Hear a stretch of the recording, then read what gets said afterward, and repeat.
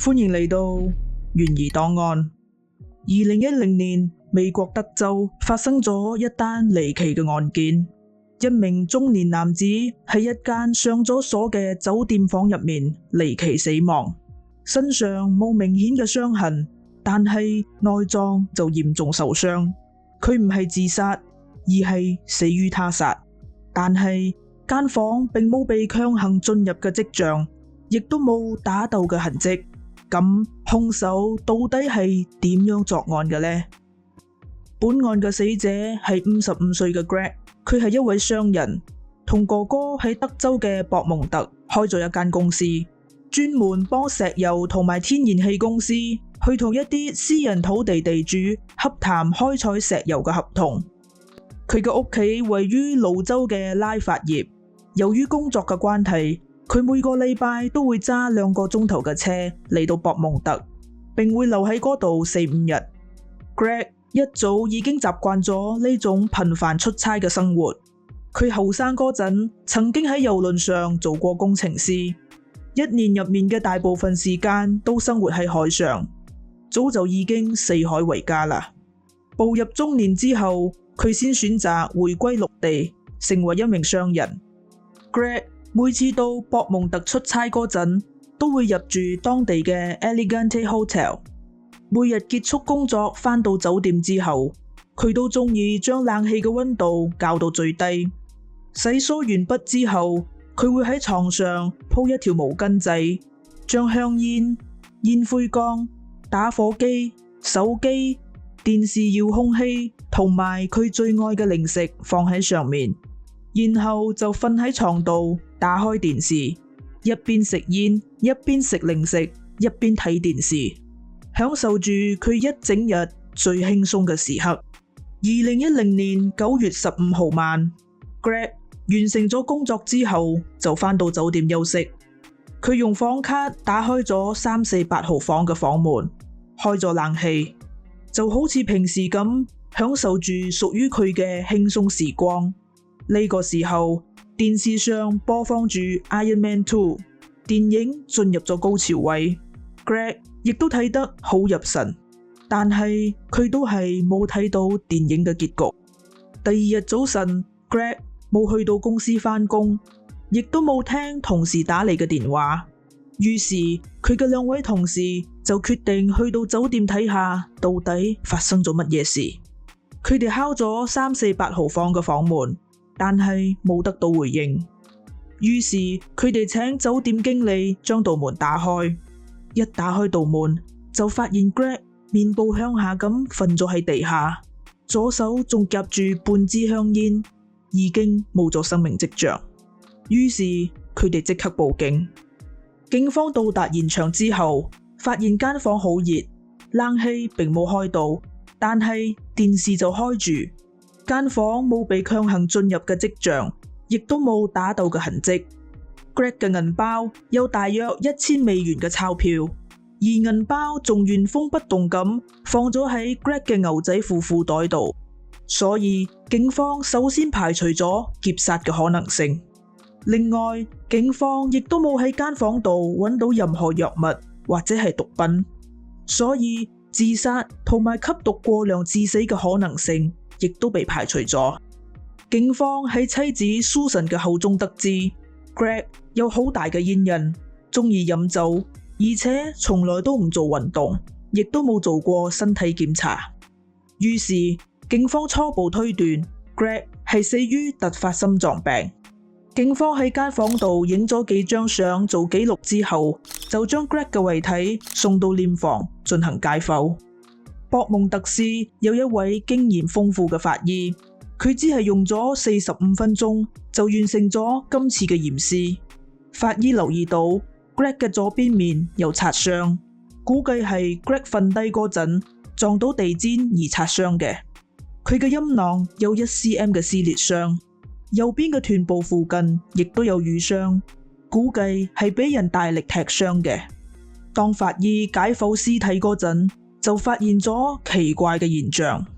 Greg 有嚴重嘅內出血，腸道已經破裂，胃部同肝臟都有撕裂傷。Greg 斷咗2條肋骨，右心室仲穿咗個窿，種種跡象都表明 Greg 並唔係死於心臟病，而係俾人毆打致死。所以佢喺驗屍報告嘅死因一欄度寫上他殺。警方喺拎到驗屍報告之後，亦都感到好驚訝。博蒙特市嘅謀殺案唔多，一年大概只有10單左右，而且案情都係簡單直接嘅。Greg 嘅死亡方式的確令警方拗穿咗個頭，到底兇手係點樣闖入 Greg 已經上鎖嘅房，冇將間房整亂，同埋喺對 Greg 造成極少外傷嘅情況之下，將 Greg 殺死。警方對 Greg 進行咗背景調查，發現佢冇同其他人結怨，同妻子 Susan 嘅感情亦都好好。Greg 係一個好男人，對 Susan 非常專一，就算經常出差，亦都從來冇拈花惹草，所以兩夫妻並冇感情糾紛，唔係仇殺，亦都唔係情殺。咁兇手嘅動機到底係乜嘢？於是警方向酒店拎咗案發當晚嘅閉路電視，睇下有乜嘢線索。但係酒店只係喺大門嘅出入口度安裝咗閉路電視，其他樓層並冇安裝到閉路電視，所以冇辦法得知 Greg 樓層嘅情況。不過警方喺查閱酒店嘅維修記錄嗰陣發現 Greg 喺案發當晚因為喺間房度使用微波爐，而導致酒店一部分嘅房停電。於是 Greg 打咗個電話俾酒店前台，要求佢哋揾人上嚟整。警方調查咗當晚負責去到 Greg 間房修理電掣嘅維修人員，發現原來佢係一位被登記嘅性罪犯。警方懷疑會唔會係呢個維修人員喺幫 Greg 修理電掣嗰陣對 Greg 產生咗非分之想。不過維修人員堅稱佢當晚只係去維修電掣，維修完畢之後就離開咗，並冇做出任何越界嘅事。之後警方要求維修人員進行測謊，而佢亦都成功通過咗測試。警方之後再深入調查，亦都冇發現維修人員有任何涉案嘅證據，所以佢嘅嫌疑亦都被排除咗。Greg 當晚住喺348號房，349號房住咗2位嚟自 Wisconsin 嘅電工 Lance 同埋 Tim。佢哋最近以短期合約嘅形式喺附近嘅煉油廠工作，所以佢哋已經住喺349號房一段時間啦。如果 Greg 係喺間房入面俾人毆打致死，咁隔離房嘅住客一定會聽到一啲聲音。於是警方去到349號房揾佢哋問話。警方問佢哋喺案發當晚隔離房有冇啲乜嘢特別嘅事發生。佢哋表示當晚風平浪靜，除咗聽到隔離房有咳嗽嘅聲音之外，就冇乜嘢特別啦。而當晚亦都喺房入面同佢哋一齊飲酒嘅另一位電工 Trent， 亦都俾出咗相同嘅供詞。3位電工都非常合作，仲留低咗自己嘅電話號碼，並表示如果有需要，佢哋隨時都願意協助調查。警方對佢哋進行咗背景調查，並冇發現任何可疑嘅地方。佢哋唔認識 Greg， 更加冇動機殺害佢。時間嚟到咗11月，案件依然冇任何嘅進展。Greg 嘅妻子 Susan 覺得咁落去唔係辦法，佢唔可以俾佢嘅丈夫死得不明不白。於是佢決定懸賞5萬美元，希望知情人士可以提供線索，可惜都係徒勞無功。不過 Susan 並冇放棄，喺多方打聽之下，佢請嚟咗一位叫做 Ken 嘅私家偵探，並將所有嘅希望都擺喺佢身上。60歲嘅 Ken 之前做過警察，亦都做過 DEA 嘅特工，而家喺佛州做私家偵探。2011年4月，Ken 嚟到咗拉法葉同 Susan 見面。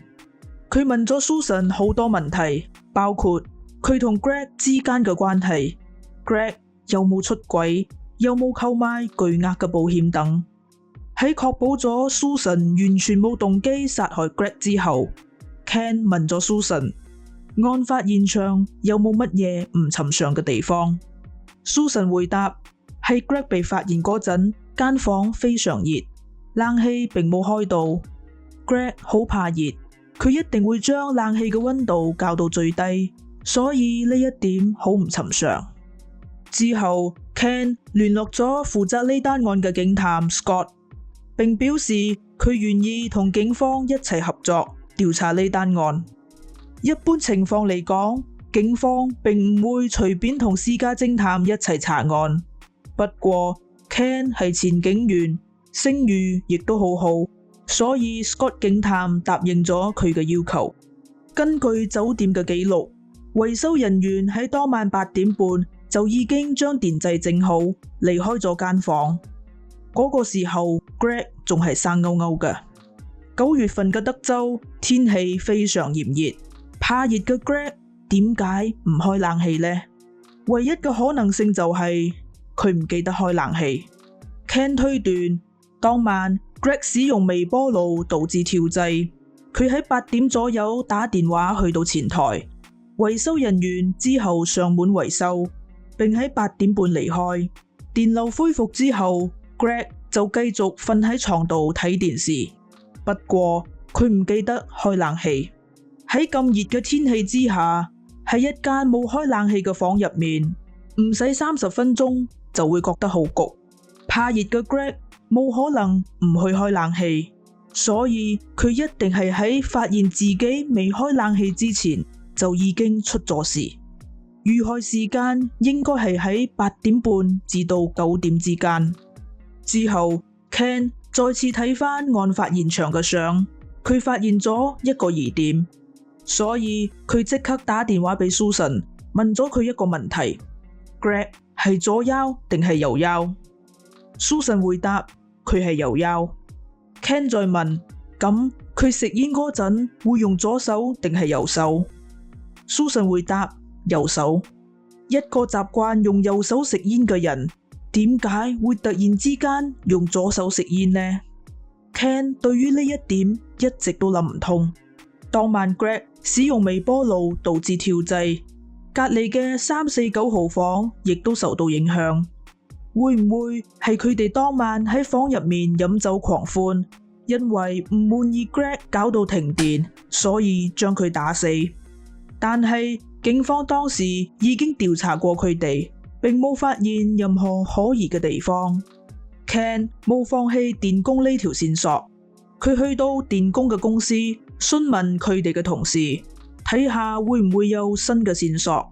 皇天不負有心人，電工嘅主管話俾 Ken 知，佢好似有聽過佢哋3個人講到關於手槍走火嘅事。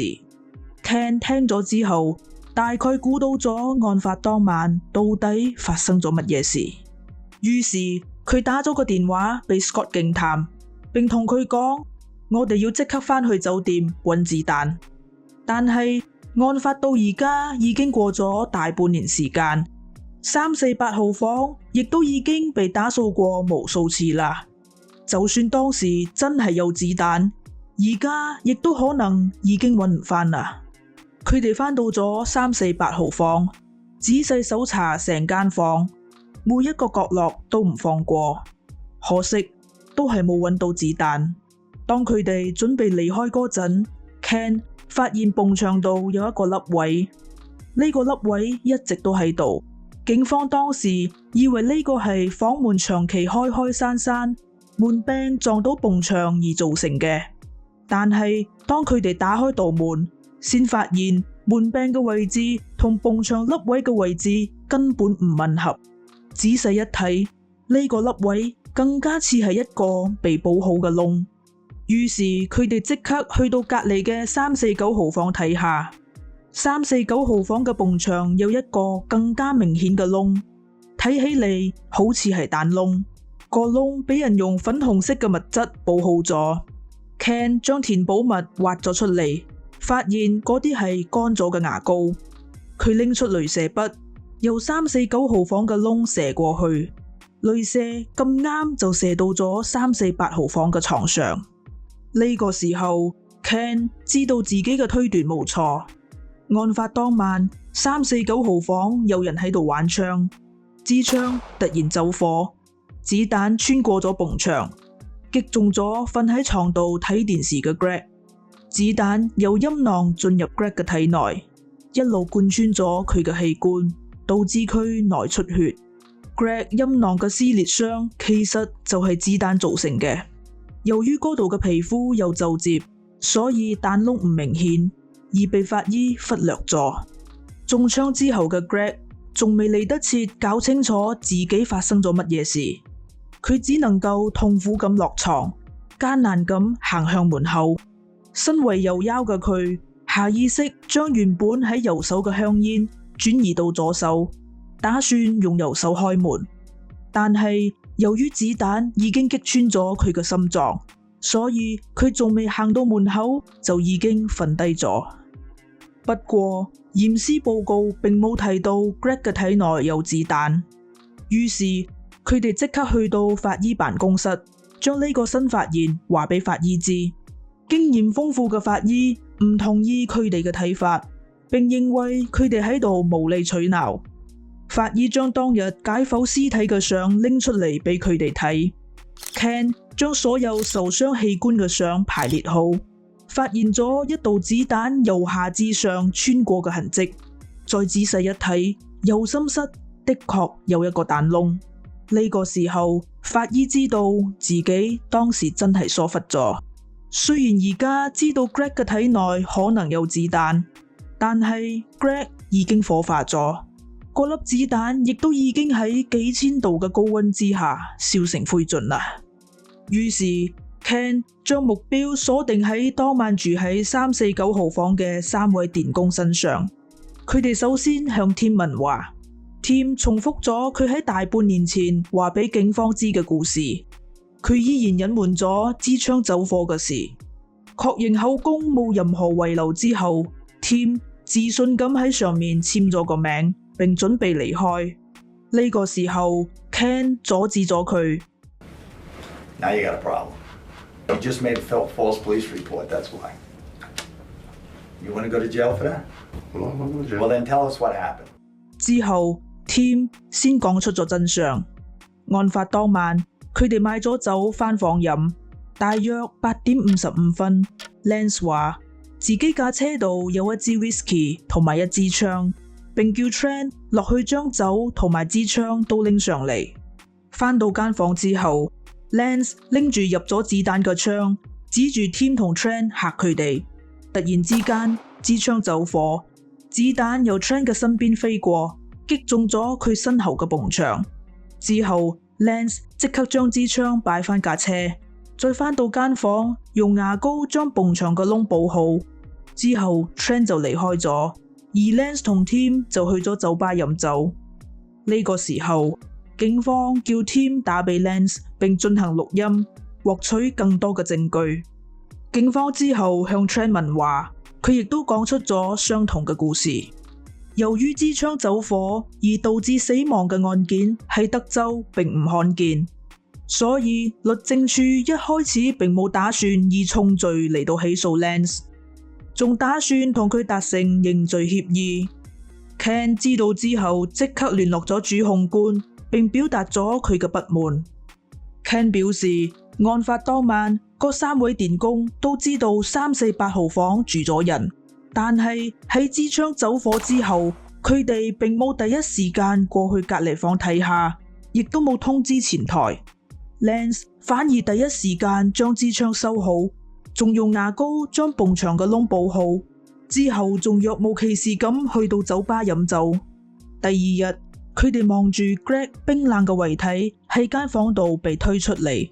呢個時候 Lance 應該已經知道自己尋晚殺咗人，但係佢哋依然守口如瓶，乜嘢都冇講。